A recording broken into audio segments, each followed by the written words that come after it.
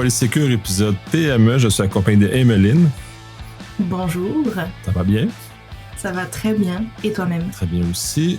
Aujourd'hui, on va aborder la fraude sur Marketplace. Ce vecteur-là est de plus en plus utilisé constant qu'avec le confinement, on a eu une adoption peut-être accélérée pour bien des gens de cette plateforme-là pour vendre ou en tout cas acheter des choses. Malheureusement, les malveillants s'y ont intéressé également. Donc, une panoplie de choses autour de ça qui sont intéressantes à aborder justement, puis surtout proche des fêtes comme ça, je pense que plein de gens vont justement l'aborder encore plus, de regarder ça ensemble. Oui, exact. Je trouve que c'est des choses qui arrivent effectivement de plus en plus. On a été confinés, donc on était plus à la maison. Moi, juste première anecdote, durant le Covid, ça a un rapport un peu avec Marketplace, mais petite anecdote. Moi, j'ai un groupe que j'ai parti il y a comme une dizaine d'années sur Facebook, un groupe de vente de livres usagés. Parce que je me dis, hey, à Montréal, il n'y a pas de vente de livres, tu sais, il n'y a pas de groupe Facebook dans ce sens-là. Fait que let's go, je vais...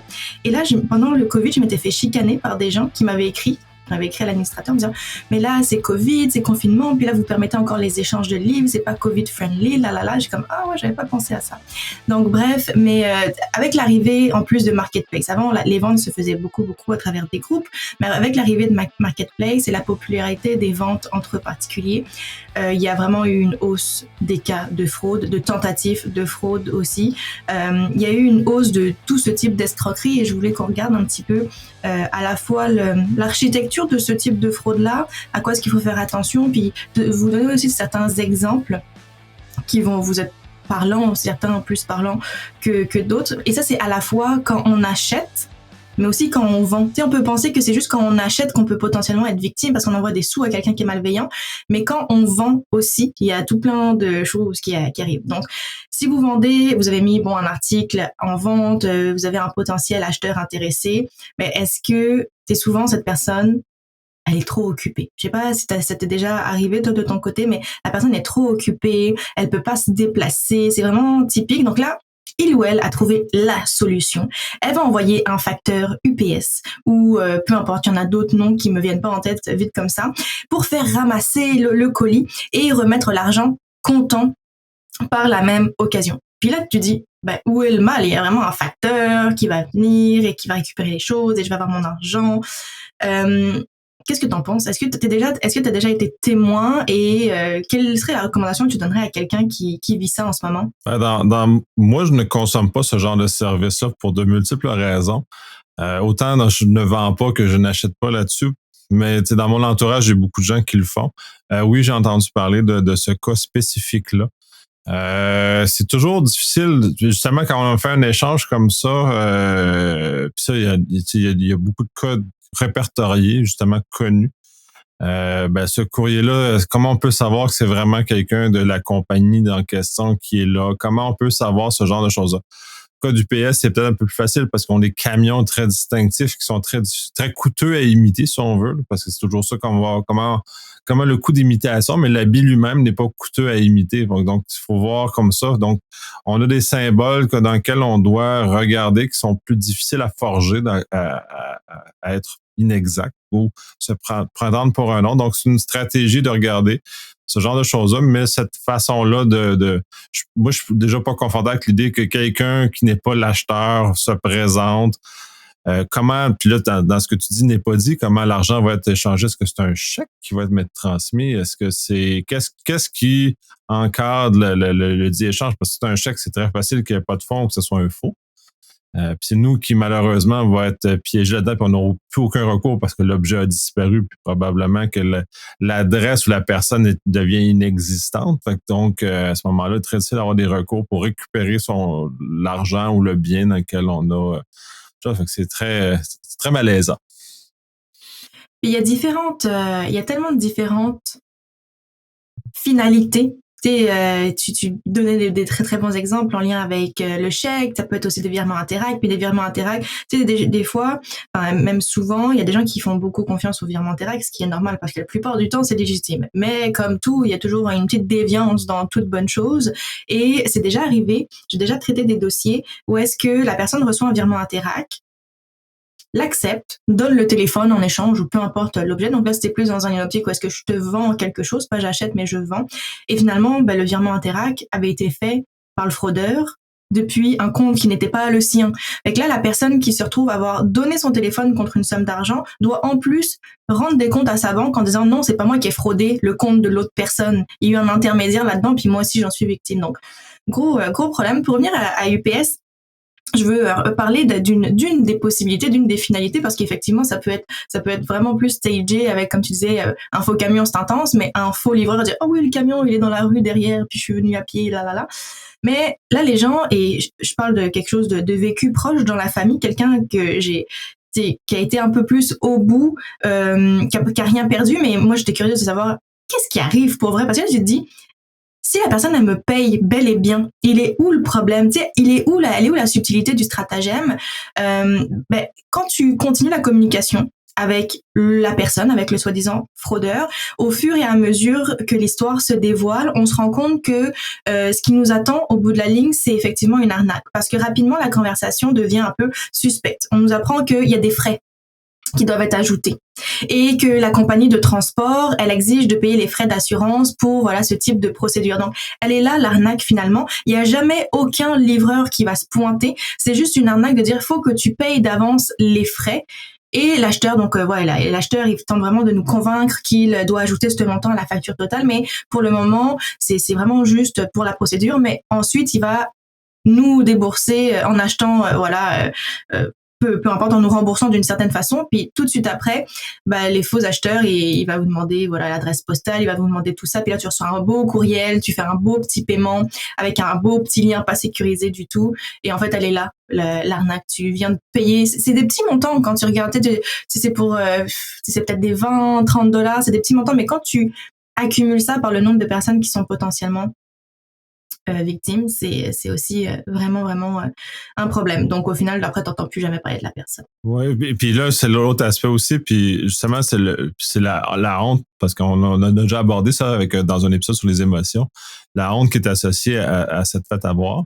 Même puis le montant est petit. Il faut quand même le rapporter à la police parce que l'effet, c'est pas ton petit malheur qui est important, c'est le fait qu'ils ont fraudé des dizaines ou des centaines de personnes. Donc, cumuler la fraude est immense. Mais comme nous, individuellement, on sent pas qu'elle est immense, on n'agit pas, puis on laisse ces fraudeurs-là continuer à agir en toute impunité et sans aucune conséquence légale qui pourrait être associée, là. Je suis totalement d'accord avec toi et ça c'est quelque chose que je répète souvent parce que on a un défi quand on parle de fraude, quand on parle de cyberattaque, peu importe, c'est que les données statistiques qu'on a sont zéro représentatives actuellement de la réalité parce que on manque un petit peu peut-être de transparence parce qu'il y a la honte, parce qu'il y a tout ça, parce qu'il y a la réputation effectivement, donc c'est toujours des problèmes. Il y a aussi le paiement en trop, mais ça c'est connu déjà même avec les chèques à l'époque où est-ce que je te fais un chèque plus gros que le montant que j'étais supposé ou je t'envoie un virement Interac d'un montant plus gros que ce que je t'étais supposé de faire. Là, tu te dis, oups, je me suis trompée, est-ce que tu peux me renvoyer la différence? Donc là, tu renvoies un virement Interac à la personne du 10 dollars de différence et finalement, tu te rends compte que le premier virement, c'est un faux virement, puis ou alors c'est un chèque qui rebondit, peu importe, fait que tu te retrouves à avoir remboursé un montant. Ouais. Mais fait que les stratagèmes sont vraiment nombreux pour le coup. Stratagème plus au niveau d'achat. Donc là, jusqu'à maintenant, c'était plus un exemple de je te vends quelque chose, puis là, tu fais venir un livreur, là. Mais en termes d'achat, il y a eu beaucoup durant le Covid, puis il y en a encore aujourd'hui, mais je veux parler de deux types de fraudes particulièrement que je trouve triste, en fait, de par les émotions que ça vient chercher. La première, c'est la fraude des animaux de compagnie. Donc le fraudeur, il offre un chat, il offre un chien, un lapin, mon petit lapin, à bas prix. Donc c'est à bas prix ou c'est même gratuit. Puis là, il faut juste payer le shipping et il justifie généralement le don par exemple, je sais pas moi, mon proche, mon parent est décédé, je dois me départir de son animal de compagnie et moi je peux pas en prendre soin. Et après quelques échanges, on te demande un virement Interac pour réserver le chien ou pour les frais de transport justement et tu revois jamais, enfin, tu vois jamais d'animal, il y a jamais eu d'animal. Moi, je trouve ça vraiment super triste pour en avoir traité aussi des dossiers comme ça. Tu le voyais, les virements Interact et le code, la réponse secrète, souvent c'était puppy ou peu importe. Et que, ouais, je trouve, qu'est-ce que t'en penses, celui-là? Moi, je trouve ça vraiment triste de toucher ce genre de choses comme émotion. Ben, on revient toujours sur le fait que la fraude est associée à des émotions. Parce que c'est la façon qu'on a de faire descendre notre défense naturelle. C'est-à-dire que ça vient nous chercher à un niveau où on se dit, ah non, mais c'est un animal, c'est pas grave, puis il joue toujours dans cette zone-là, puis qui nous amène à justement, ça va être moins vigilant. Donc, à ce moment, puis là, puis celui-là est très triste. En soi, il y en a qui sont plus agressifs, mais lui est très triste, mais il demeure que c'est un business, puis les fraudeurs n'ont aucun sentiment. Puis en plus, ce qui est probablement pire là-dedans, c'est que tout ça est mécanisé. Fait que généralement, il n'y a pas vraiment d'humains qui interviennent dans la communication. Tout est déjà préfait, tout est déjà pré-mâché. Les séquences de communication, il doit y avoir même un arbre de communication. Puis dire, si la personne dit ça, ben réponds ça. Fait que c'est automatique. Ils font juste choisir automatiquement les réponses puis descendre ça. Puis si on va aller plus loin dans l'odieux que ça peut comporter, c'est probablement sous-traité dans des pays où les gens ne savent même pas ce qu'ils font réellement, puis ils savent même pas qu'ils sont impliqués dans un état de fraude en plus.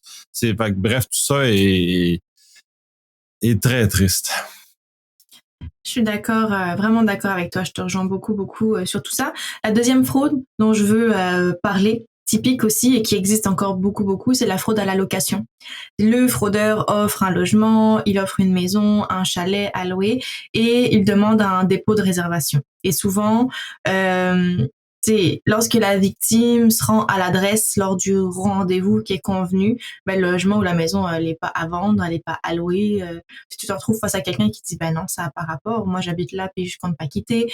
Et forcément, la personne après, elle est plus disponible, elle ne répond plus. Donc, il y a beaucoup, dans les deux sens, cette fraude-là, mais ça peut être vraiment problématique, surtout en ce moment, on le sait, mais en tout cas, moi, je suis plus à Montréal, puis on parle d'une crise du logement, etc. Donc, il y a plus de gens qui cherchent que de logements disponibles. Donc, ça crée ces situations où est-ce que les fraudeurs, ben, profitent pour dire, j'ai demandé des dépôts, même si c'est pas nécessairement legit. Donc, problème. Comment reconnaître tout ça? Comment détecter? On parle de profil Facebook à la base. Donc, on a quand même, moi, là, je ressors avec mon petit chapeau plus cyber-enquêtrice, puis que j'aime ça aller fouiller un petit peu plus. Ben, faisons des recherches sur le potentiel acheteur, potentiel vendeur, vérifier le profil, depuis quand est-ce qu'il a été créé, cette personne-là, elle a combien d'amis, c'est quoi sa photo de profil, est-ce que c'est un truc par rapport, est-ce que, on peut faire des recherches inversées, on en avait déjà parlé, où est-ce que tu fais un clic droit quand tu es sur Google Chrome, tu fais un clic droit, puis tu fais rechercher sur Google, puis là, tu vois cette image-là, si elle apparaît ailleurs sur le web. Donc ça, c'est des super bons trucs aussi. Tu te dis, si elle apparaît à plusieurs places, c'est que la personne, elle l'a volée puis qu'elle l'a utilisé pour faire sa propre photo de profil. Maintenant, c'est nouveau, mais avec Marketplace, on peut avoir des évaluations aussi. Donc, je pense qu'il n'y a aucune de souvenir.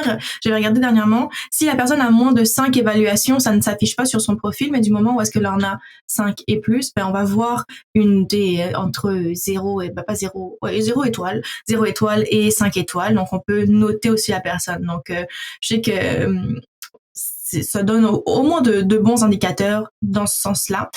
Donc, faisons des recherches. Ensuite, on peut penser à, et on le répète, attention aux informations que nous on communique. Tu te souviens, on avait parlé, Internet est un puzzle, on disperse des pièces de notre casse-tête un petit peu partout. Donc, évitons de communiquer des informations personnelles. Ces informations, elles peuvent être retournées contre nous et utilisées et là on risque de plusieurs choses, on risque de se faire usurper notre identité, on risque de faire plein de choses dans ce sens-là. Et ça existe aussi des gens qui se font pirater leur compte Facebook et que le fraudeur justement fasse des stratagèmes comme ça, parce que là je me retrouve, j'ai fraudé un profil Facebook qui a plein d'amis, qui a plein de contenu, qui a une belle photo, tout pour mettre en confiance, et finalement pas du tout. Toi, tu disais que c'était pas trop ta tasse de thé finalement d'acheter en ligne ou de vendre en ligne nécessairement. Si tu avais à le faire, est-ce que tu serais plus à le faire dans un espace physique ou à distance, envoyer ça par la poste? Qu'est-ce que tu penses de ces deux petites choses? Puis je vais poursuivre avec la recommandation que je pense en tout cas ensuite. Ouais, ben il y a plusieurs choses. Généralement, les échanges se font en présence pour les gens dans mon entourage qui le font. Ça assure une certaine confiance, un certain échange comme ça.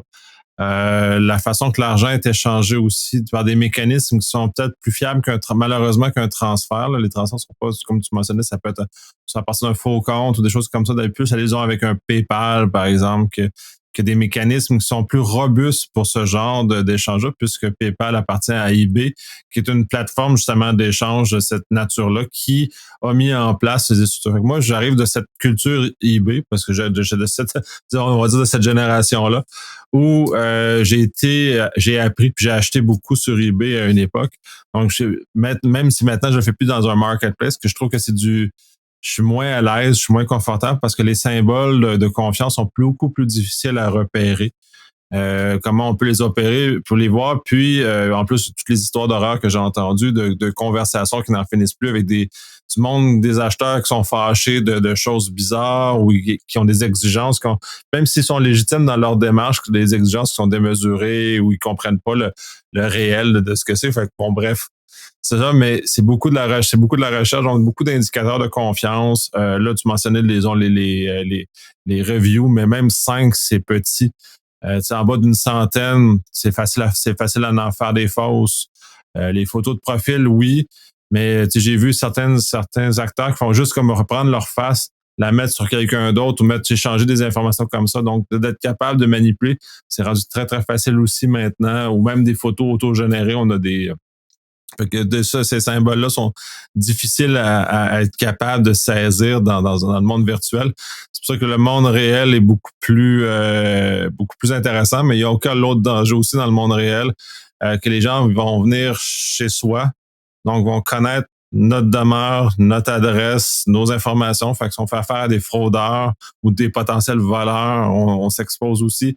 Donc, c'est oui, dans un endroit physique, mais pas chez soi. Par la poste, si j'achète plus ou moins parce que j'ai pas nécessairement confiance, là, tu l'as mentionné dans plusieurs cas, surtout dans des cas de paiement avec des mécanismes qui sont peu fiables. Effectivement, là, t'as plus un problème de voir l'objet par rapport à l'argent que t'as. Si tu as utilisé une méthode de paiement qui est pas adaptée à ce genre d'échange-là. Je reviens avec PayPal parce que mais il y en a d'autres, mais c'est juste parce que je suis de cette génération-là, donc c'est le mécanisme le plus connu, que même des mécanismes de dispute, de résolution de conflits qui sont en place, qui sont négociés. J'ai eu à les utiliser dans certaines choses où des vendeurs m'ont jamais envoyé les choses, où j'ai effectivement utilisé le système associé à PayPal, puis avec la résolution, puis toute la mécanique. Ça, c'est pas rapide. Ça m'a pris un mois et demi, je pense, à obtenir la réparation financière qui était associée, mais je l'ai quand même obtenu, puis c'était quand même un montant de plusieurs centaines de dollars. Donc, c'est quand même appréciable que ce mécanisme-là soit en place, puis de résolution de conflits qu'on peut avoir avec le vendeur, ou dans l'autre cas, dans l'échéance, l'acheteur. Moi, je trouve ça fantastique parce que tu nous amènes à un endroit et puis on s'est même pas consulté avant sur cette portion-là, mais tu vas exactement dans la direction où est-ce que je voulais aller par rapport au lieu de rendez-vous. Si on s'en va dans le monde physique, ben effectivement, il y a un peu le revers de la médaille et dire ça peut nous mettre à risque dans la vraie vie aussi. Donc, pour une transaction qui nécessite un rendez-vous, une remise en main propre, c'est ce que je privilégie effectivement plutôt que d'envoyer un UPS chez soi, mais en personne. Mais là, ça va être super, super important de rassembler les conditions idéales pour que cette transaction, elle se déroule sans embûche. Il y a tellement, tellement d'histoires. Puis j'ai eu une anecdote de d'un ami très, très proche à qui quelque chose est arrivé, mais évitez le plus possible. Moi, je sais que je suis devenue un peu parano. Évitez les rencontres chez vous, surtout si vous habitez là pour vrai. Ouais, même des fois, il m'est arrivé des trucs vraiment il est rien arrivé ensuite, mais sur le coup, il y a eu quand même quelque chose d'un peu bizarre. Puis les émotions, tu le sens quand il y a quelque chose de bizarre. Si on achète, donc j'achète, je sais pas, moi je m'en vais chez quelqu'un et ça c'est arrivé dans Hochelaga dernièrement, il y a peut-être quelques mois. J'achète un iPhone. N'entrez pas dans la maison d'un inconnu non plus, parce qu'il y a peut-être d'autres gens, puis il y a quelqu'un dans les médias justement que j'avais vu qui s'est fait agresser, qui venait pour acheter puis qui s'est fait agresser, il a faké que j'ai un iPhone à vendre, ok j'arrive avec $300 cash, puis là la personne s'est juste fait dépouiller de son $300 puis s'est fait vraiment battre solide. Fait que n'entrez pas dans la maison des gens que vous ne connaissez pas, cherchez plutôt un lieu public, un café, un magasin, s'il y a un endroit avec des caméras de sécurité à l'extérieur c'est encore mieux, et s'il y a un poste de police dans les environs, c'est vraiment l'endroit idéal, de se rencontrer devant le poste de police, ça va. Mais j'ai 2 petites anecdotes dans ce sens-là. La première, c'est, je le disais, quelqu'un de très proche, un ancien collègue, en fait, à qui c'est arrivé, où est-ce que lui, dans son contexte, il avait un téléphone à vendre. Et là, la personne qui arrive chez eux l'ont agressé, comme il a sorti un couteau, puis il a comme récupéré le téléphone. Il n'y a pas eu mais physiquement, mes amis n'ont pas été agressés, mais quand même, t'imagines l'état de choc dans lequel tu te trouves. Et tu te dis, heureusement que c'est moi qui ai ouvert et que c'est pas ma blonde. Bref, donc vraiment beaucoup d'émotions. Et tu parlais aussi de certaines personnes qui en profitent pour faire du repérage. Ça, c'est dans la famille aussi, quelqu'un qui le porte-à-porte, le porte-à-porte avec les cookies de ce monde, avec les boîtes de repas tout préparées. Tu sonnes à la porte, tu dis oui, est-ce que vous êtes intéressé par Cookit, peu importe, là je nomme Cookit parce qu'il y a juste eux qui Hello Fresh, peu importe, il y en a plein. Est-ce que ça vous intéresse? Puis là tu dis ok, ben oui. Est-ce que vous avez un moment? Ok, ben voilà, la personne elle rentre chez vous. Et là elle examine tout. Elle examine qu'est-ce qui a volé potentiellement. Et puis là elle te renseigne sur ok, c'est quoi le meilleur moment pour venir vous livrer à la maison. Tu sais, à quel moment est-ce que t'es à la maison, à quel moment t'es pas à la maison. Donc bref, tu sais, c'est quelqu'un dans la famille à qui c'est arrivé cette expérience. Puis finalement c'était pas des voleurs, mais lui, il avait comme le scénario inverse. Il dit, en tout cas, ça serait vraiment un beau stratagème pour le faire parce que tu te renseignes sur beaucoup de choses. Donc, choisir bien les lieux de rendez-vous puis éviter de faire rentrer des gens chez soi. C'est bizarre. Et de rentrer chez des inconnus aussi, ça peut nous mettre en danger.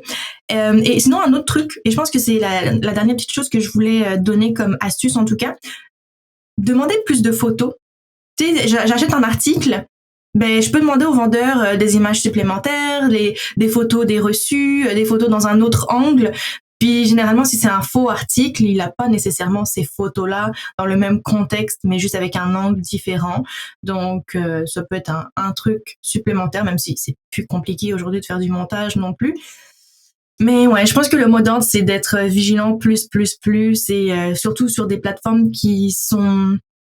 Tu sais, tu prenais l'exemple d'eBay, puis c'est quand même encadré, puis ça a fait ses preuves. Marketplace, c'est vraiment direct entre particuliers. Il y a comme vraiment pas d'intermédiaire, puis ne comptons pas sur Facebook pour nous dédommager ou pour nous aider dans ce cas-là. Eux, ils font juste prêter la plateforme pour ça, mais il n'y a pas vraiment d'intervention non plus. Donc, veux-tu ajouter quelque chose en lien avec tout ça?